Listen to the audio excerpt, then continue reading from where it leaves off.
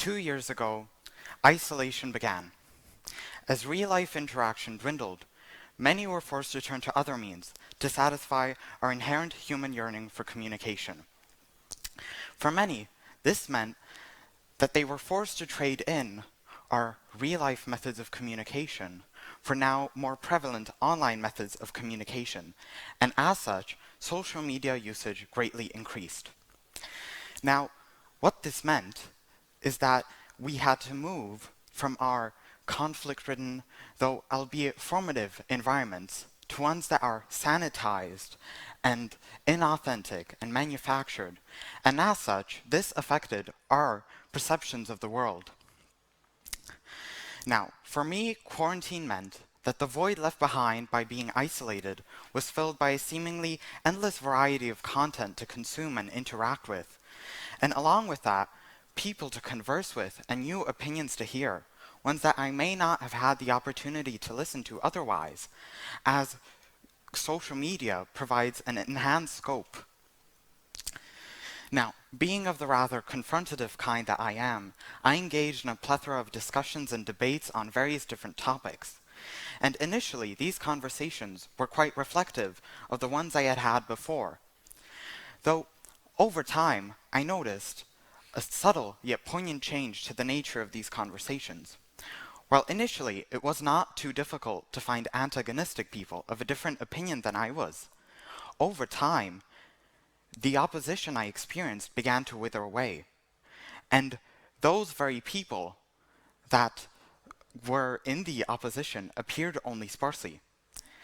And as such, I find myself surrounded by only like-minded people who agree with me on many things. Now, initially, I welcomed this because what? Well, quite obviously, I felt understood, I felt surrounded by people who viewed the world the same way that I did, yet over time, a thought began to lurk in the back of my consciousness. Why does this feel so inauthentic? Why do I feel like I am being coerced? Now, these concerns largely landed on deaf ears for the remainder of quarantine, yet re-emerged once we somewhat began to return to normalcy. It is at this time that I would enter into conversations with preconceived notions of how they would go, the different opinions I'd hear, and the talking points used to defend them. Yet more and more, I realized I was wrong. The things I'd hear were a far cry from what I expected. Now, it is then that I realized that something had changed. And I began to ask myself, what changed? Had I changed? Had society changed? Why had I become so complacent to agreement? And it is then that I made a vital realization. I had been stuck in an echo chamber. And as I retraced my steps and looked deeper, I realized that echo chambers are not something that affects just myself, but these issues will have broad implications for society as we further move into digital worlds. So, allow me to take you into the abstract. There are few things more valuable to human beings than our self-perception. It is for this reason that we have an internalized defense mechanism that activates at the slightest indication of conflict. Its aim is to protect our fragile psyche against its most formidable opponent, self-doubt. It has become almost instinctual and habitual for us to never give way to any disagreement, for it would be seen as a sign of weakness, which we do not tend to view lightly. Now, this is why many would rather die on their unsubstantiated hill than ever concede to any disagreement. Now, there are different critiques of this lifestyle. How can we function in society if we constantly doubt what we do? Are the cries of those for whom, quite honestly, blissful ignorance is a virtue far greater than any peace of mind or intellectual development could ever be. Now, I can concede on this point. Surely, it is much more comfortable to avoid conflict than face it head-on. But what does such avoidance bring about? The failure to consider dissenting opinions is a pull factor away from critical thinking and toward viewing the world through an essentialist lens, one that is free from nuance and rampant with objective truths. And as critical thinking is undermined, gullibility takes a hold and plays a key role in our thinking. Now, it may seem like a paradox, but indeed, if we were to experience more conflict in our day-to-day lives, perhaps when it eventually arises, we would not be so ill-prepared for it, and it would not have such consequences on the world stage. In fact, today it does. There is a major authoritarian wave plaguing policy making, one that is led through the manufactured consent of those who are at the receiving end of it, and at its helm are some charismatic demagogues who have ulterior motives. Now, one does not simply form his opinions on his own merit. There is a degree of socialization that makes it so that we are not completely passive in this process. Previously, we would internalize norms and values through different institutions such as our parents, school, our peers. However, over time, media came to play an ever more important role in this process. And today, these values and norms are transmitted on an unprecedented scale through these very social platforms. So one would think, if they have such a major influence on our lives, they surely should be morally sound. But this is often not the case. While many of these companies were founded on principles of spreading communication or increasing the access to information, today they are often private, and thus most of their decision-making is made to satisfy the profit motives of their investors, who often hold seats in institutions meant to represent us. Now, to satisfy and create profit for these people, they must push content that creates engagement, especially as they have a business model that is built upon advertisement. Their main goal is to retain as many users as possible. And as such, it has been measured that content that provokes a stronger emotional reaction, such as that is emotional, is much more it's much more retentive than perhaps a factual graph. Now, through these very retention incentives, extremism fosters and thus determines what happens at the ballot box, or in the worst case scenario, in the absence of one. Now, if you were to ask the executives of these very companies, how do they measure the impact their services have had on the world? A common scapegoat you might hear is that of a perpetuated myth of impartial algorithms, ones that rise above human bias. Now, this is completely foregoing the fact that every algorithm is built by human hand, through human input, and thus is not free from human bias.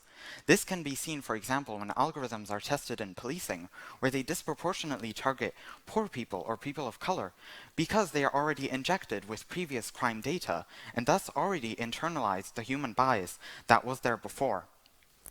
Now, this very bias has been countlessly documented by countless whistleblowers, such as most recently at Facebook, Frances Haugen, who was a former employee that decried the company's efforts on the mental health of those most vulnerable, such as that of teenage girls. Facebook would recommend them content promoting eating disorders, and as such cause them to develop body issues and driving many to suicide.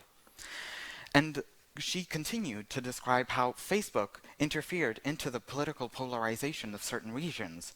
For example, just as we were staying home, baking bread and the like during quarantine, Facebook was fanning the flames of ethnic supremacy in Ethiopia, where the Tigray people were targeted due to ethnic violence. Now, Facebook failed to step in and stifle these calls for harm, and as a result, there was a successful ethnic cleansing campaign. This would be a horrible example of misconduct, had it been the first.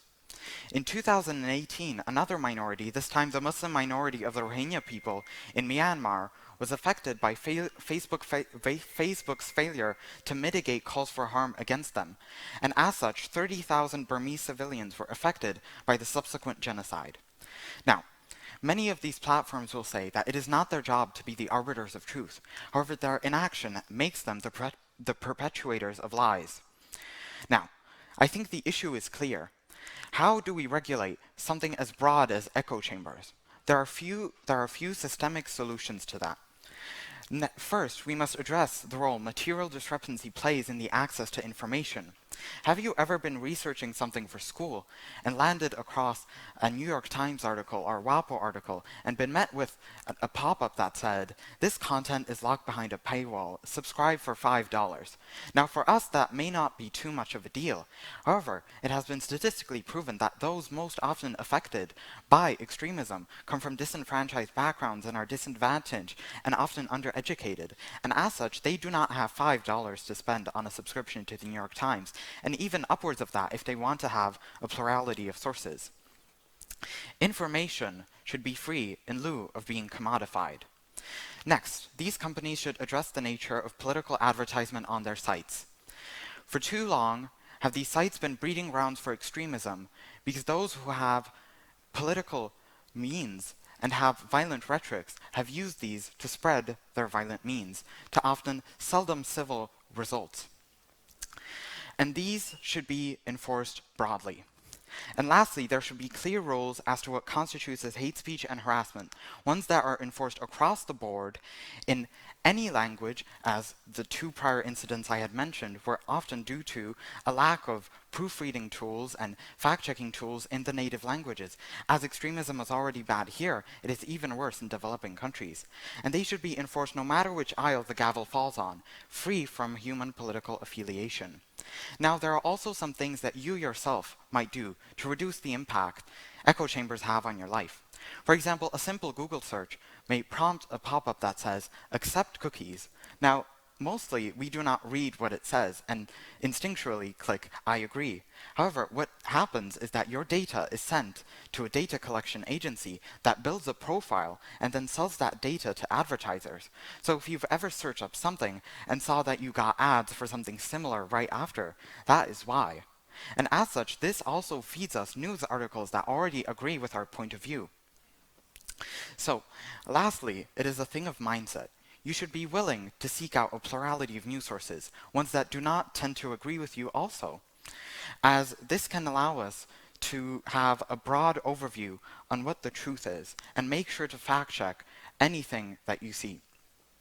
Now, even after all of this, some may say that echo chambers are a good thing. They help foster communities, they help prop up subcultures, yet they also play an important role in spreading awareness in times of social unrest, such as during the Black Lives Matter protests.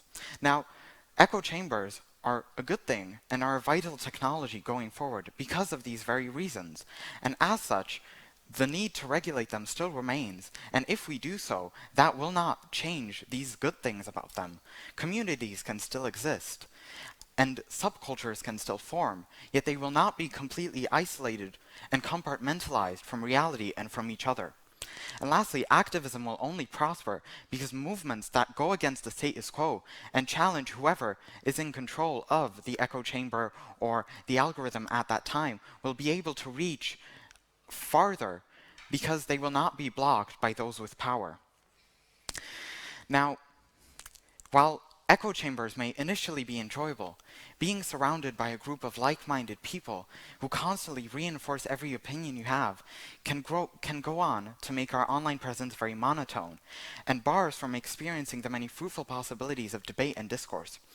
Disagreement is enriching and it brings about growth. True growth has never come out of those who choose to listen to their own voice being repeated back to them by some corporate machine, or through the echoes of sycophants and yes men. Instead, true growth occurs constantly among those who do not succumb to the allure of self-approbation and self-confirmation, and instead choose to seek something greater, even if it disagrees with them. Thank you.